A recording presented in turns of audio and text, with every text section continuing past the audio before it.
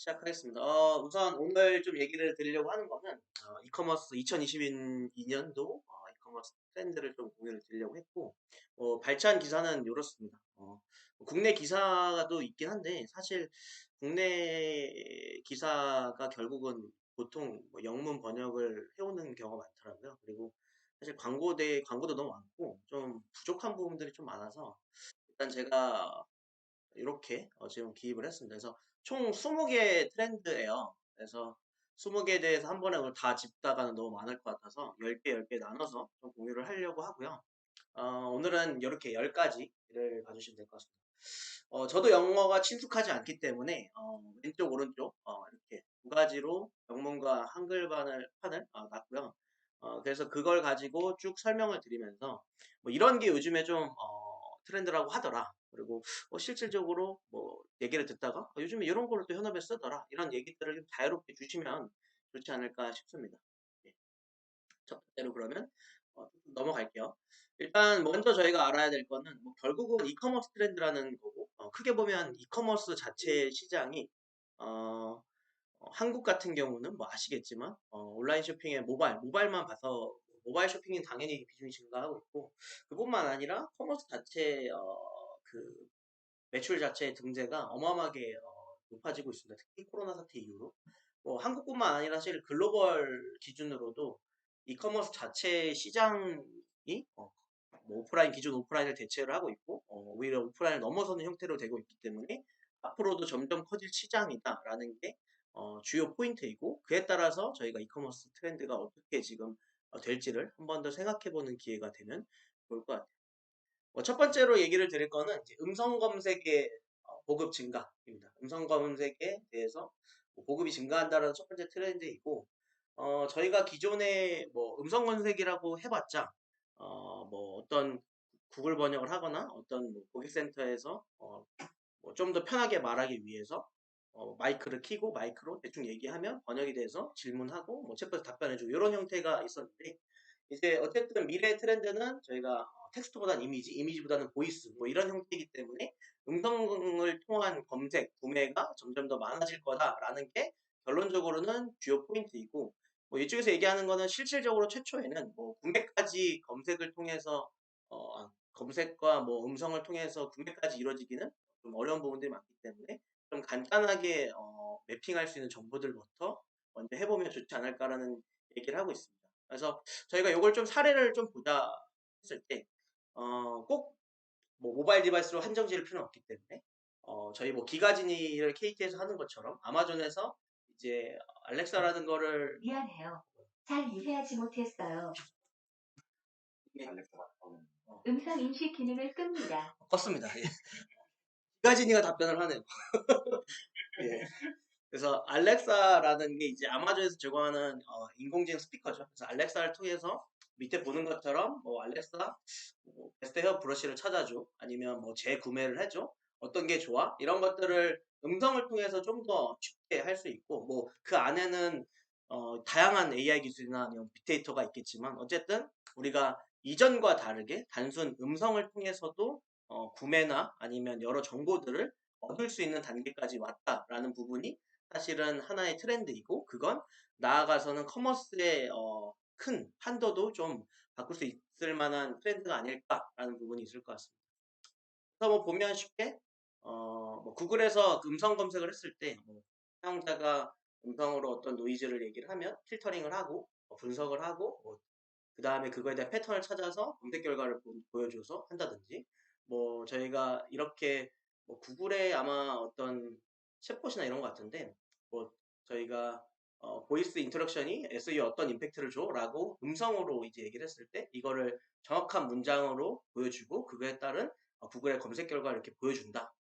그래서 어쨌든 이런 것들이 나아가서는 뭐 이커머스 전반적으로 좀 사용할 수 있지 않을까라는 확대 가능성에 대해서 이제 하나의 트렌드로 이야기를 하고 있습니다. 예, 두 번째로 좀 말씀을 드리면 결국은 이제 AI 기반의 커머스, AI가 좀 더 업셀링하고 크로스셀링 하는데 도움을 주는 어시스트 역할을 좀 더 많이 할 거다라는 부분입니다. 그래서 뭐 이 AI 같은 경우는 지금도 많이 활용을 하고 있죠. 여러 분야에서. 짧게 생각하면 상품 추천부터 시작해서 뭐 속도를 가속화시키는 것도 AI를 사용하기도 하고 여러 가지 분야에서 AI가 접목되지 않는 분야가 사실은 많이 없습니다. 일부 분야는 대체되는 분야도 사실은 존재를 하고. 그래서 AI가 어떻게 지원을 하냐 했을 때, 뭐, 가령, 고객이, 사이트에 방문을 해서 구매까지 AI가 어떤 상품에 대한 레코멘데이션, 추천 상품을 보여준다든지, 그리고 VR 기반의 상품을, 배치라든지, 아니면 어떤 이미지를 갖고 있는지를 뭐 VR 기반을 보여준다든지, AR 기반을 보여줄 수도 있고요.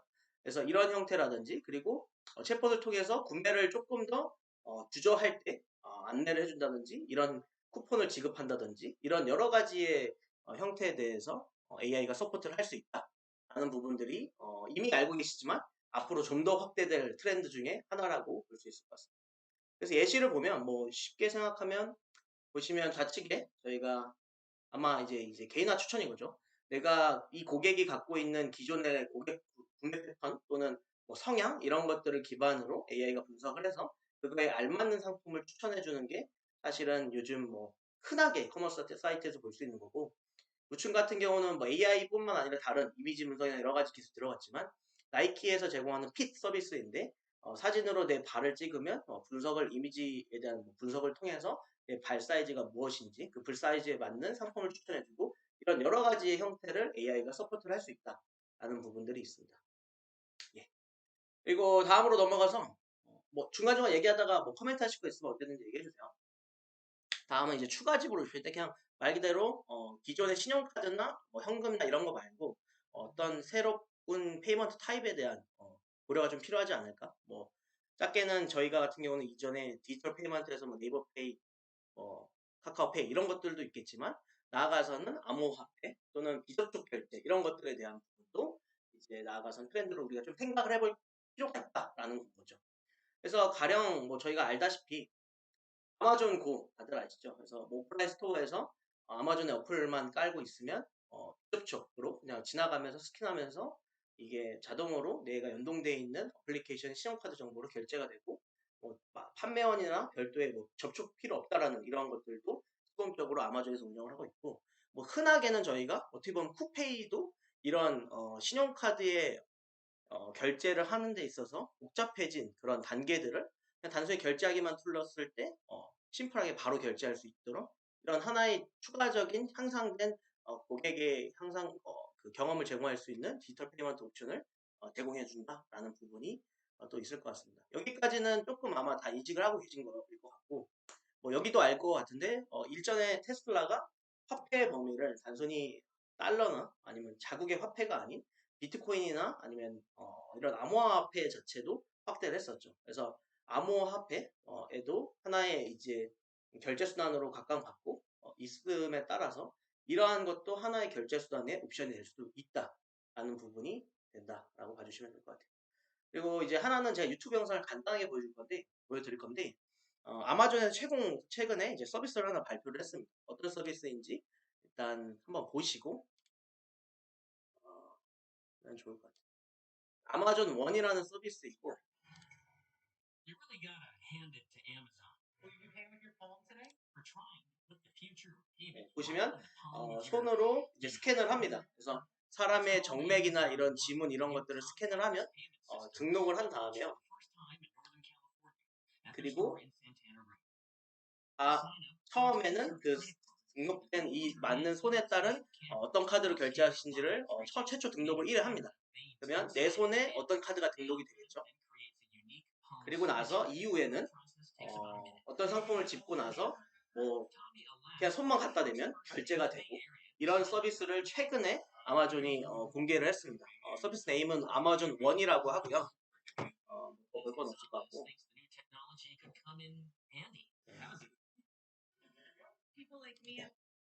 그래서 결론적으로는 이런 서비스도 있다인 겁니다. 그러니까 아마존 그뿐만 아니라 우리가 그냥 뭐 생체 인식, 뭐 눈을 통해서 휴대폰 잠금 해제하는 것도 있었고 여러 가지가 있었지만 이제 결제로서 사람의 손의 정맥을 모양을 각각 분석을 해서 그에 따른 신용카드 정보를 매핑하고 이후에는 그냥 직접적으로 손만 올리면 그걸 통해서 결제를 하는 서비스도 이제 최근에 런칭을 했다.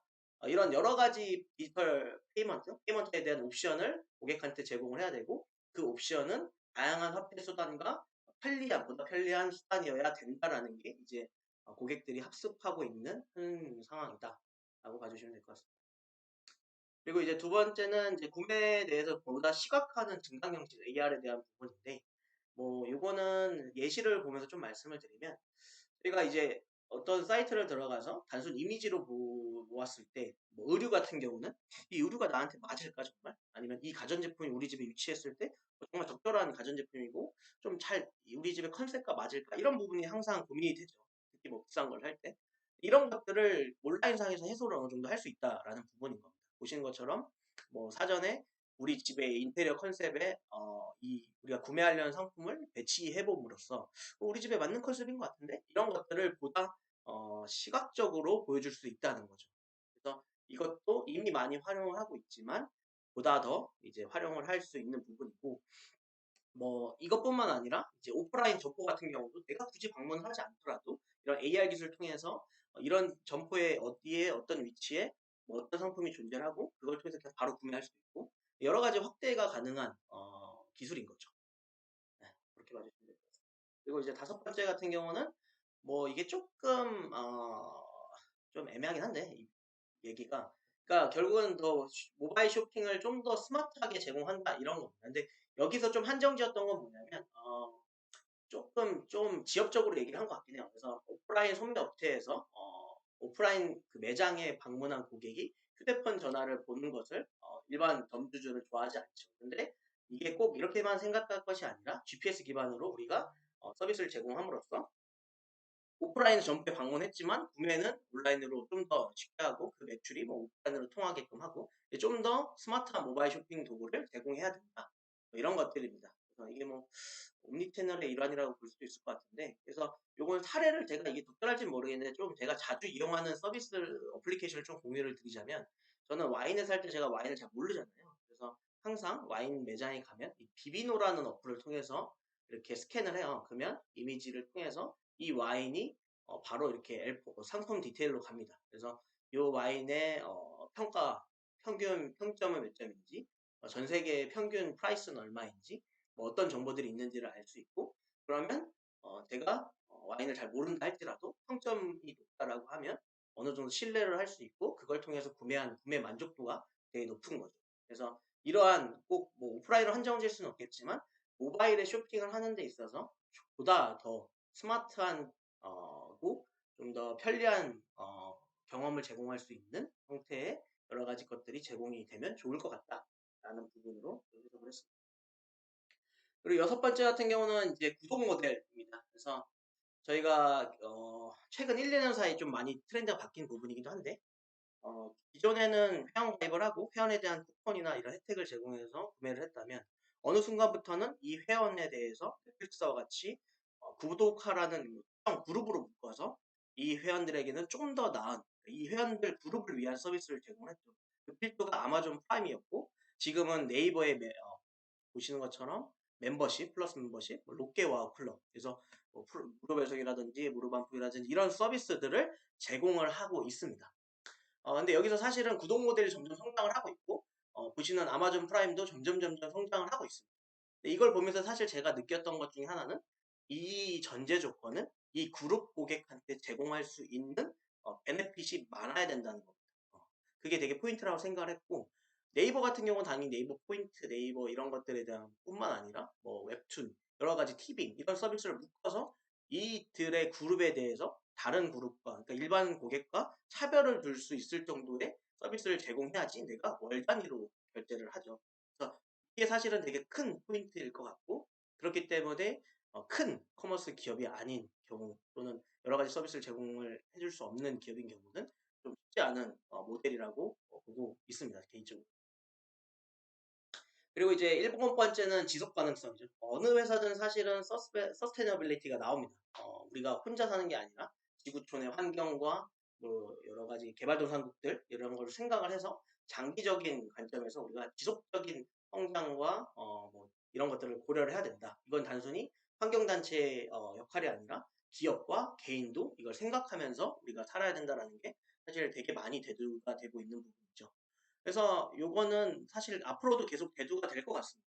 왜냐면 환경을 빼놓고 갈 수는 없기 때문에. 그래서 뭐 일반적으로 기업에서 스타벅스에서 작년에 종이빨대로 바꿨죠. 그리고 많은 기업에서 플라스틱을 없애고 뭐 약간 친환경 소재로 바꾸고 우측에 보이시는 것처럼 포켓 컬리도 전부 다 재활용이 가능한 소재로 바꿨고 일전에는 그 아이스팩이라고 하죠. 아이스팩도 되게 환경에 안 좋은 물질에서 요즘에는 물로 그냥 하는 형태로 이렇게 하고 있습니다. 그리고 이러한 서스테너빌리티를 지키는 것 자체가 기업의 브랜드를 되게 가치를 향상시킵니다.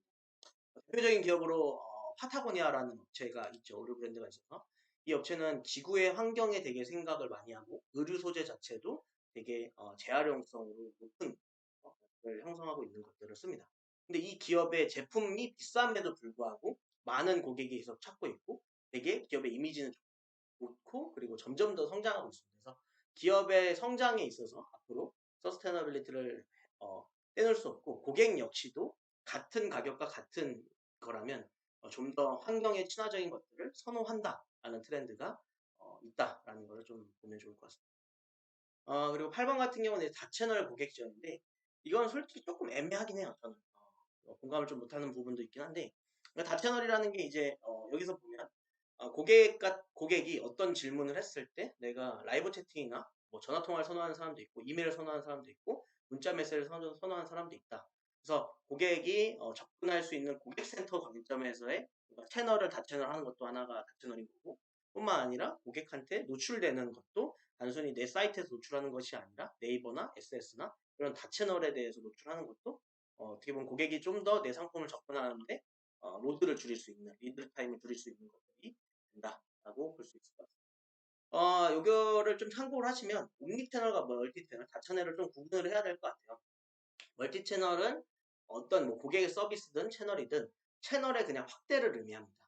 스토어, 웹, 모바일, 소셜, 폰, 이메일, 챗봇 뭐 이런 채널 자체의 확대를 의미를 하고 저희가 많이 들었던 옴니 채널 같은 경우는 이러한 것들이 단순 채널 확대라고 볼 수 없고 하나의 유기적인 통합된 채널로 운영될 수 있는 것들을 옴니 채널이라고 보면 될 것 같습니다. 그래서 단순 채널을 늘리냐 그리고 하나의 통합된 채널로 통합된 서비스를 제공하냐 이렇게 조금 봐주시면 좋을 것 같아요. 그래서 이 한 번 더 좀 얘기를 드리자면 뒤에 또 옴니채널 비슷한 게 나오기 때문에 한 번 더 말씀을 드리면 옴니채널 같은 경우는 통합된 서비스와 통합된 부분에 대한 제공을 하기 때문에 이러한 것들은 고객의 경험을 좀 더 쉽게 합니다.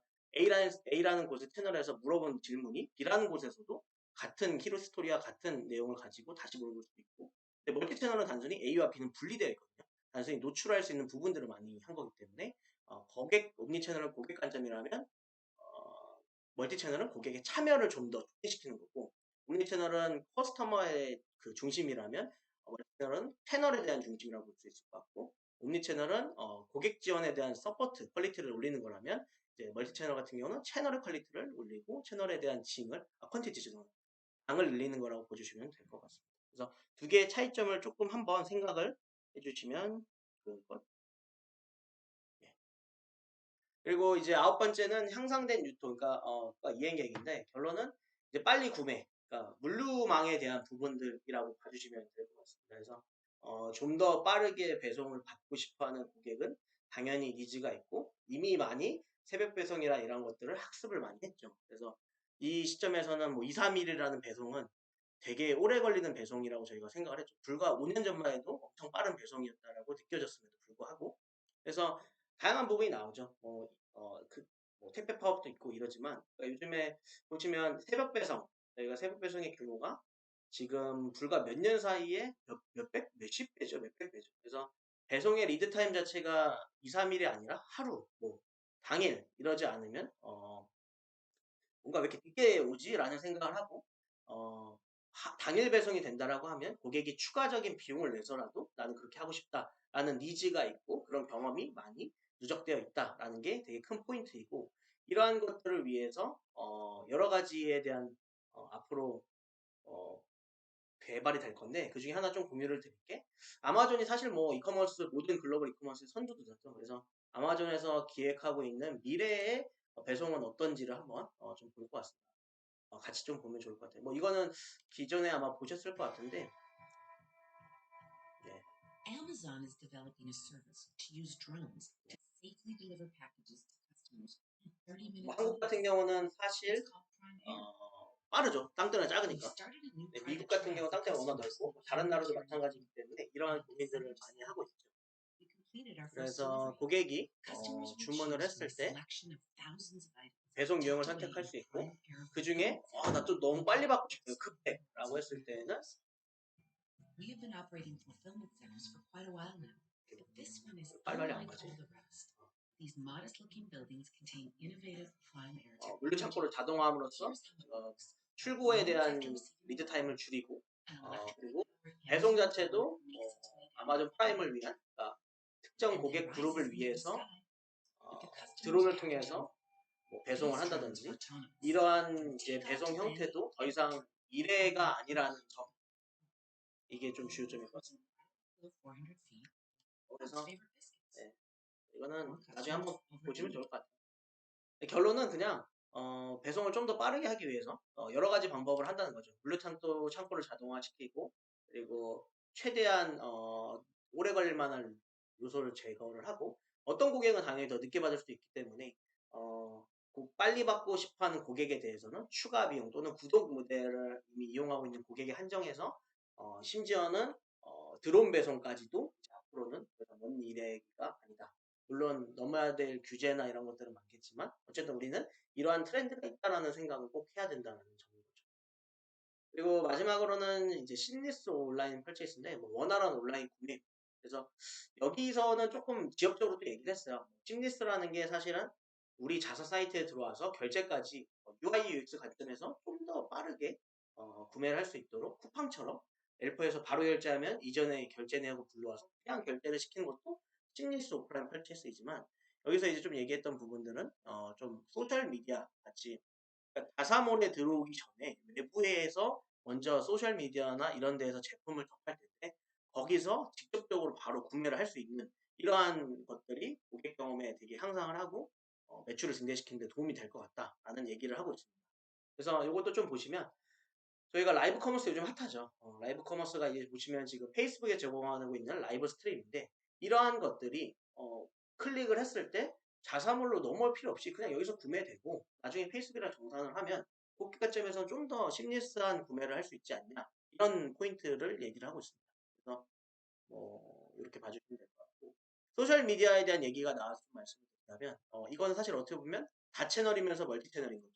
옴니 채널이면서 멀티 채널 될 수도 있을 것 같은데 그러니까 내 제품을 판매하고 내 제품을 홍보하는 수단이 단순히 이제 내 자사몰이나 네이버 검색 엔진이 아니라 여러 미디어 업체를 할 수도 있고 이러한 미디어 업체가 점점 계속 활용을 많이 하고 있습니다. 실질적으로. 그래서 여러 미디어 업체에서 많이 홍보를 하되 우리는 이 업체를 통해서 고객이 직접적으로 바로 구매함으로써 이런 구매까지의 단계를 최대한 줄인다. 이게 이제 심리스 온라인 펄체스라고 보시면 좋을 것 같아요.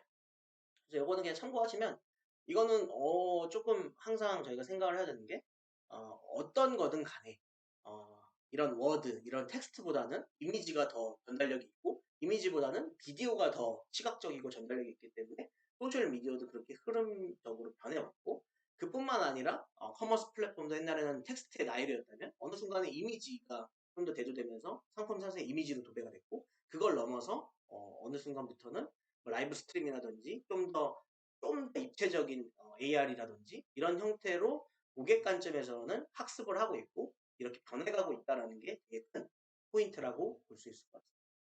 그래서 오늘 얘기 드릴 거는 다시 돌아가면 여기까지입니다. 그래서 한번 이런 것들을 생각을 해보면 이미 다 알고 계시겠지만 생각을 해보면 좋지 않을까 싶어가지고 얘기를 드렸고요.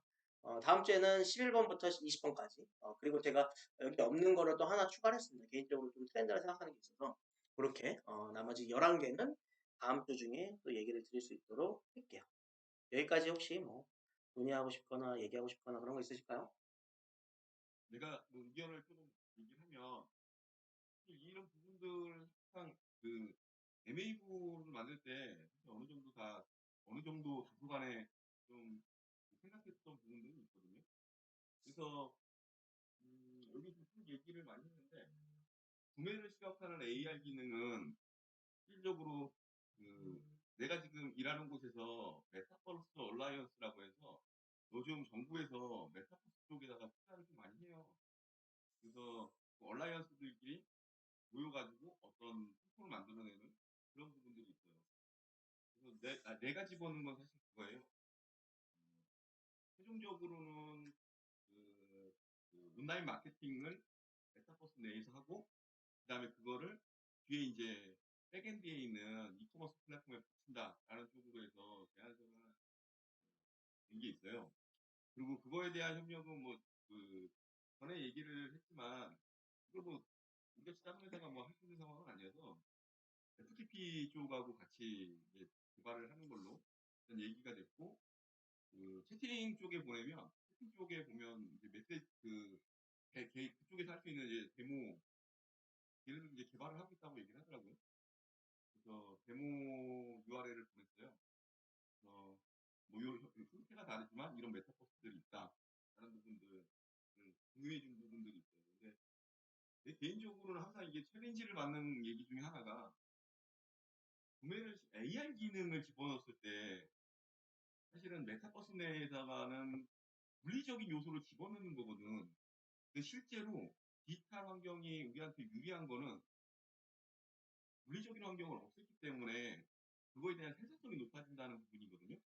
뭐 우리가 말하는 뭐 디지털 트윈 뭐 이런 것처럼. 근데 메타버스는 오히려 그걸 갖다 집어넣는 거야. 그래서 실질적으로 웹사이트에 들어가서 그냥 구매를 하면 되는데 얘는 자꾸만 어딜 가고 뭐 필요하면 무슨 교통수단도 이용하고 가가지고 거기서 무슨 상점 같은 데서 뭐 물건을 사고 뭐 이런 이제 물리적인 부분들을 집어넣은 거예요. 그래서 좀 나이가 드신 분들하고 이제 이런 부분들을 얘기하다 보면 그런 질문이 계속 나오는 거예요. 굉장히 불편한데 이런 얘기를 하더라고요. 근데 사실 이게 이제 나이를 먹었다는 얘기고 요즘 이제 친구들은 뭐 요즘 친구들 모르겠어요. 예전에 했던 펌 매니지먼트라는 거거든요. 그래서 재미가 있지 않으면 안 한다. 라고 해서 생산성은 떨어지지만 생산성이라는 관점 우리가 예전에 이제 다뤄왔던 생산성을 올린다는 관점보다는 재미를 증대시킨다는 관점에서 접근을 해야 된대요. 그래서 그런 것들이 있다고 하더라고. 나도 뭐 제페토도 들어가서 여러 가지 해봤는데 살도 안 나가고 총도 안 나가고 뭐 재미는 되게 없어요. 근데 그런 걸 가지고 사람들이 뛰어다니면서 얘기를 하고 있더라고요. 그래서 메타버스로 그렇게 진행되는 부분이 있다는 거 하나 하고 그 다음에 그 서스테이너빌리티 관련된 부분들은 요즘 ESG라는 게 있어요. ESG라는 부분들이 있어서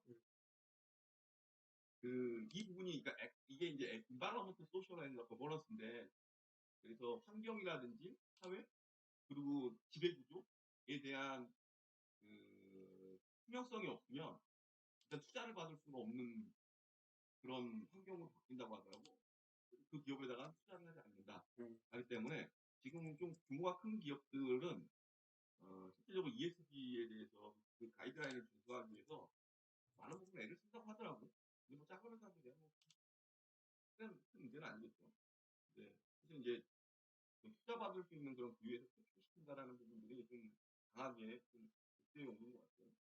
그리고 다채널 고객 서비스는 뭐 대표랑 약간 다른 부분이긴 한데 요즘은 이제 소비자가 되게 다양한 채널로 접근을 하기 때문에 나도 필요한 부분이라고 생각을 해요.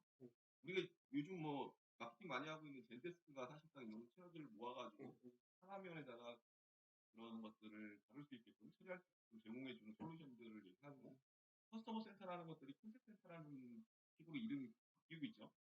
그래서 사실은 이제 그런 선택을 할 수 있는 여러 가지 채널을 제공해준다라는 부분들은 난 굉장히 의미 있다고 보고요. 그리고 새벽 배송, 당일 배송 뭐 이거는 뭐 요즘 사람 생각을 그리고 시미스 온라인 프로세스라는 부분들이 있는데 이게 예전에 우리가 지금 플랫폼이라는 얘기를 하잖아요. 이커머스 플랫폼이라고 그러고 MAV도 사실은 그 넥서스케이도 사실 커머스인데 내가 예전에 만든 장표를 보면 거기서 프론트샵이라는 거는 무한대로 찍어낼 수 있다라는 표현으로 해서 거기 엔게라는 표현들을 썼을 거예요. 그 엔게라는 게 실질적으로 하나하나 나가가지고 프로페이지를 독자적으로 만든다는 그런 의미도 있지만 지금 대표가 설명해준 다른 쪽 포털 사이트나 그 소셜 쪽에 인베이드 돼가지고 거기서 바로 구매가 이루어지는 그런 형태를 의미하기도 해요. 그래서 이런 부분들은 나중에 한번 우리가 좀 약간 고도화되면 좀 생각을 좀 많이 해보자고. 우리 플랫폼을 제공하는 거고 서비스를 제공하는 거는 프론트샵이라는 이름으로 각각 별개로 제공될 수 음, 있다라는 부분들. 그리고 그 주체는 우리가 아니라고 보면 될 것 같은데 우리가 주체가 될 수도 있겠지. 음, 근데 일단 무한 확대를 하기 위해서는 사실은 그건 이제 섞여야 되는 상황이거든요. 음, 그래서 플랫폼과 서비스는 이제 분리되어야 된다는 게 제 생각이에요. 우리가 말하는 서비스는 프론트샵, 네. 앞부분에 있는 매장 같은 역할을 하는 것들. 그죠? 이게 독립적이지 않고 인베이드도 포함된다라고 보면 될 것 음, 같아요. 네, 여기까지입니다. 감사합니다, 형님 의견. 네. 저희가 한번 다들 생각하고 계신 건데, 이렇게 생각을 다시 한번 해보고 이런 것들이 있다라는 걸 한 번 더 리마인드 하는 거는 되게 좋다고 생각을 해요. 그래서 혹시 뭐 다른 의문점이라든지 의견이라든지 아니면 뭐 추가 코멘트 하실 분 있으실까요? 다른 분?